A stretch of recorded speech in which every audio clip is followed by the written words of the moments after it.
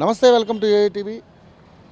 Liquor స్కామ్లో అనేక రకాలైనటువంటి ఆరోపణలు ఎదుర్కొంటున్నటువంటి కవిత అరెస్ట్ అనేది ఇదంతా కూడా బీజేపీ ఆడుతున్నటువంటి ఒక దొంగ నాటకం కింద అభివర్ణిస్తూ చాలా బీఆర్ఎస్ నాయకులు అందరూ కూడా మాట్లాడుతూ ఉన్నారు. ఈరోజు ఏదైతే ఢిల్లీ సీఎం కేజ్రీవాల్ కూడా అరెస్ట్ అవ్వడం జరిగింది. సో దీని మీద కూడా అనేక రకాలైనటువంటి ఆరోపణలు వస్తూ ఉన్నాయి. సో దీని మీద మాట్లాడడానికి మనతో పాటు పేరు కిరణ్ యాదవ్, దీంతో మాట్లాడడానికి కిరణ్ యాదవ్ అతని దగ్గర కొంత ఇన్ఫర్మేషన్ ఉందని చెప్పేసి మన స్టూడియోకి రావడం జరిగింది. సో అతను అడిగి తెలుసుకుందాం.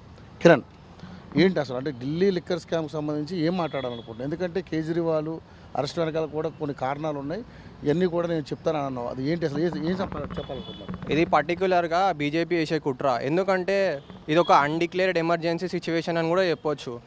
గతంలో 1975లో ఎలాగైతే ఇందిరాగాంధీ అతను ఓడిపోతుందని చెప్పి ఎమర్జెన్సీ ప్రకటించి మన అపోజిషన్ పార్టీ లీడర్స్ని, రీజనల్ పార్టీ లీడర్స్ని ఎలా అయితే తీసుకుపోయి జైల్లో వేసిందో అదేవిధంగా బీజేపీకి ఈరోజు ఓటమి భయం చుట్టుకొని అదేవిధంగా మన రీజనల్ పార్టీ నాయకులని అట్లనే అపోజిషన్ పార్టీ నాయకులను తీసుకెళ్లి జైల్లో వేయడం జరుగుతుంది.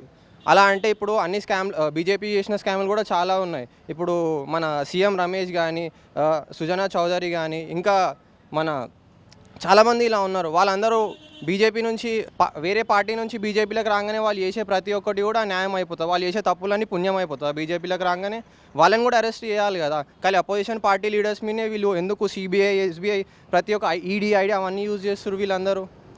ఇంకోటి ఏంటంటే మన 2016-2017 ఫైనాన్షియల్ ఇయర్లో నాసిక్ ప్రింటింగ్ ప్రెస్ నుంచి ఆల్మోస్ట్ ఒక 4,40,000 crores అరౌండ్ ప్రింట్ అయితే అవి ఆర్బీఐకి మాత్రము 3,60,000 crores మాత్రమే చేరినాయి. 88,000 crores స్కామ్ అయింది. ఇది ఎవరి హయాంలో అయింది? ఇది బీజేపీ హయాంలో అయింది కదా. మళ్ళీ దీనికి ఎవరిని నిందించాలి? బీజేపీ నిందించాలి. మళ్ళీ బీజేపీ దీనిపైన యాక్షన్ తీసుకోవాలి కదా, ఈడీ యాక్షన్ తీసుకోవాలి కదా, ఐటీ యాక్షన్ తీసుకోవాలి కదా. మళ్ళీ బీజేపీ దీనిపైన ఎందుకు స్పందించడం లేదు అసలు? కాబట్టి బీజేపీ ఓడిపోతుందని చెప్పి ఒక కుట్రతోని రీజనల్ పార్టీస్ మీద పడి వాళ్ళని జైలుకి పంపించి అక్కడ పర్టికులర్ ఏరియాలో వాళ్ళకి క్యాంపెయిన్ చేయకుండా చేసి ఆ ఓట్లన్నీ వీళ్ళ దిక్కు తిప్పుకునేలా చేసుకుందాం అనుకుంటారు. కానీ ప్రజలు ఎవరు అమాయకులు వారు, ప్రతి ఒక్క ప్రజలు అన్నీ చూస్తున్నారు. ప్రజలకు ఎవరు ఓటేయాలో తెలుసు. కాబట్టి బీజేపీని ఈసారి తెలంగాణలో ఒక్క సీటు కూడా గెలుచుకోకుండా చేసే బాధ్యత బీఆర్ఎస్ పార్టీ తీసుకుంటుంది. బీఆర్ఎస్ పార్టీ యొక్క కార్యకర్తలు మేము తీసుకుంటాము, తెలంగాణ ప్రజలైన వాళ్ళు కూడా తీసుకుంటారు అని చెప్పి మేము నమ్ముతున్నాము. ఢిల్లీ కేజ్రీవాల్ అరెస్ట్ వెనక కూడా అనేక రకాలైనటువంటి కారణాలు ఉన్నాయి, ఆరోపణలు ఉన్నాయని అంటున్నారు. దాని మీద ఇదంతా ఒక పొలిటికల్ ఎజెండా అని చెప్పొచ్చు. ఎందుకంటే చేసేది ఉంటే ఇది ఒకవేళ లిక్కర్ పాలసీ అనేది 2020లో వాళ్ళు ఇంట్రడ్యూస్ చేసిరు. మళ్ళీ ఇప్పటివరకు వాళ్ళు ఏం చేసిరు? అప్పుడు చేయాలి కదా, అప్పుడు చేయకుండా ఇప్పుడు ఎందుకు చేసిరు అంటే ఇది ఒక పొలిటికల్ ఎజెండా అని చెప్పి మనకు క్లియర్ కట్గా అర్థమైపోతుంది.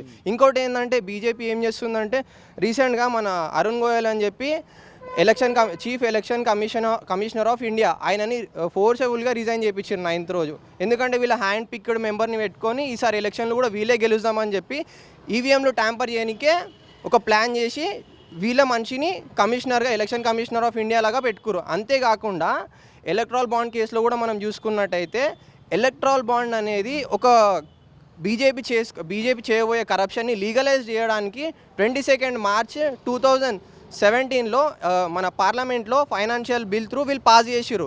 ఇందులో మనం చూసుకున్నట్టే మోర్ దెన్ 55% నుంచి 60% వరకు అందులో ఎలక్ట్రల్ బాండ్ అమౌంట్ అనేది మన బీజేపీ పార్టీకి చేరింది. ఒక 6,986.5 crores బీజేపీ రెడీమ్ చేసుకుంది. ఇంకోటి ఏంటంటే సుప్రీంకోర్టు ఒక ఆర్డర్ పాస్ చేసింది, ఇంకా కూడా ఎలక్ట్రల్ బాండ్ పూర్తి డేటా ఎస్బీఐ రిలీజ్ చేయలేదు. దానిపైన కూడా సుప్రీంకోర్టు ఆర్డర్స్ పాస్ చేసింది చేయమని చెప్పి. ఇది చేయకుండా బీజేపీ దీనికి అడ్డుపడుతుంది. అంతేకాకుండా మన సుప్రీంకోర్టు బార్ కౌన్సిల్ అసోసియేషన్ ప్రెసిడెంట్తోని మన ప్రెసిడెంట్ ద్రౌపది ముర్ము గారికి లెటర్ రాపించింది. ఏమని చెప్పి ఎలక్ట్రల్ బాండ్ గురించి మీరు సుప్రీంకోర్టు ఆర్డర్స్ ఎట్లనైనా మీరు ఆపాలని చెప్పి లెటర్ రాశారు. అంటే దీని వెనుక ఉన్న హస్తం మనకు అర్థమైపోతుంది కదా, ఎవరు హస్తం ఉంది? బీజేపీ హస్తం ఉందా? బీజేపీ నాయకుల హస్తం ఉందా? అంటే ఇది ప్రతి ఒక్కటి కూడా బీజేపీ ఇప్పుడు చేయబోయేదంతా చేస్తుందంతా పొలిటికల్గా వాళ్ళు ఓడిపోతారని తెలిసి గెలవడానికి ఎట్లా అయినా గెలవాలని చెప్పి కుట్రలు అన్నీ ప్రతి ఒక్కరిని మంచి నాయకులను కూడా తీసుకెళ్లి జైల్లో వేస్తారు. మీరు చూసిరు కదా, టీవీలో చూస్తారు కదా. ఓకే, సో మరి ఏ ఆధారాలు ఉన్నాయని మీరు ఎన్ని ఎలిగేషన్ చేస్తున్నారు? పూర్తి ఆధారాలతో మీరు ఎప్పుడు సబ్మిట్ చేద్దాం అనుకుంటున్నారు? పూర్తి ఆధారాలు అనేది ప్రతి ఒక్కటి పబ్లిక్ డొమైన్లో ఉంది. మీరు చూసుకోవచ్చు అఫీషియల్ డేటా అనేది మన ఎలక్షన్ కమిషన్ ఆఫ్ ఇండియా ఉంది. ఆ వెబ్సైట్లో పోయి మీరు చూసుకుంటే ప్రతి ఒక్క డేటా మీకు దొరికిపోతుంది. మన బీజేపీ ఎంత కరప్షన్ చేసింది, ఇంకా వేరే పార్టీస్కి ఎన్ని వచ్చినాయి అని చెప్పి మీకు పూర్తిగా తెలిసిపోతుంది. మీకు మీరు అలా చెక్ చేసుకోండి, అఫీషియల్ డేటా ఉంటుంది అందులో. నువ్వు ఎప్పుడు నేను చెప్పుడు కదా అందులో పోయి మీరు చెక్ చేసారనుకో అఫీషియల్ డేటా అందులో ఉంటుంది. మీకు అప్పుడు క్లారిటీ వస్తుంది. మొత్తానికి అయితే ఇది కేవలం పొలిటికల్ గేమ్ అంటారు ఇదంతా పొలిటికల్ గేమ్. అప్పుడు ఎట్లా అయితే ఇందిరాగాంధీ ఆడారో ఇప్పుడు సేమ్ బీజేపీ నరేంద్ర మోడీ గారు అమిత్ షా ఆడే గేమ్ ఇది. ఓకే. సో కవిత అరెస్ట్ కూడా కక్షపూరిత ఇది ప్రతి ఒక్క ఇది కక్షపూరితంగా జరిగిందని చెప్పి మనం క్లియర్ కట్ నీకు ప్రూఫ్స్ చెప్పిన, సాక్ష్యాలు చెప్పిన, ఇంకా కూడా మనం అది కక్షపూర్వకంగా లేకపోతే నిజంగా చేసిందా అని చెప్పి మీరు అర్థం చేసుకోవాలి. ఇంకా అక్కడ క్లియర్ కట్ తెలుస్తుంది ఇది ఒక పొలిటికల్ ఎజెండా. ఎందుకంటే పార్లమెంట్ ఎలక్షన్లలో బీజేపీకి అర్థమైంది కేసీఆర్ గారిని ఎదుర్కోలేకపోతారు. తప్ప ఇది కరెక్ట్. కేసీఆర్ గారిని వాళ్ళు ఎదుర్కోలేరు. ఎందుకంటే వాళ్ళు చేసే డ్రామాలకి ఇక్కడ ఎవరు కూడా కేసీఆర్ గారు చోటు ఇయ్యరు, అట్లే తెలంగాణ ప్రజలు కూడా చోటు ఇయ్యరు. కాబట్టి ఏదో ఒకటి చేయాలి, ఏం చేయాలని చెప్పి అక్రమంగా కవిత గారి పైన కేసు వేసి ఈరోజు తనని జైలుకి పంపించడం జరిగింది.